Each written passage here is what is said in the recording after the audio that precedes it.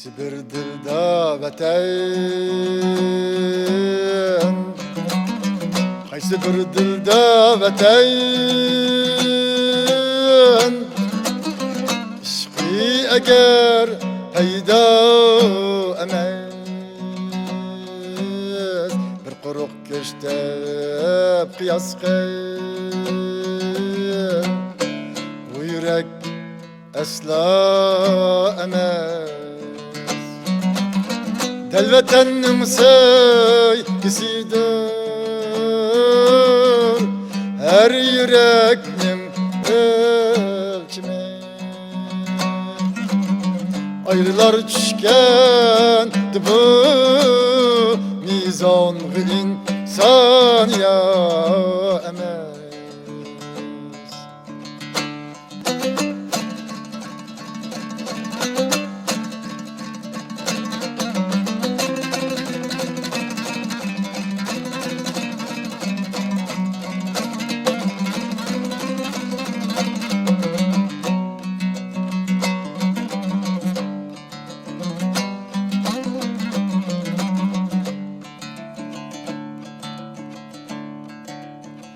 Çağlığın sen qanchalik,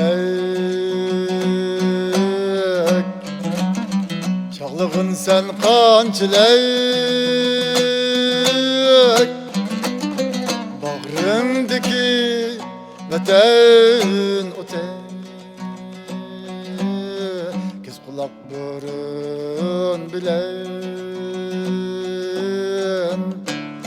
odam özün hatta emas.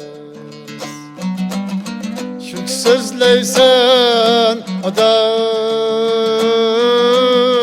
ishqi muhabbet derdide. Hiç muhabbet öz vatanın ishqidin a'la emas.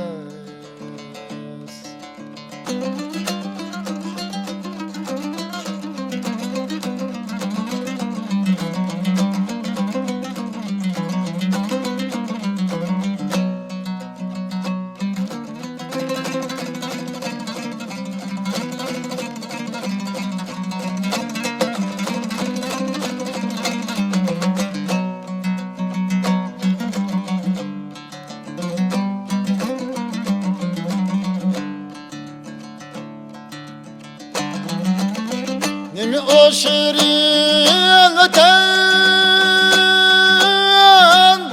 şirinlikinin aldıda,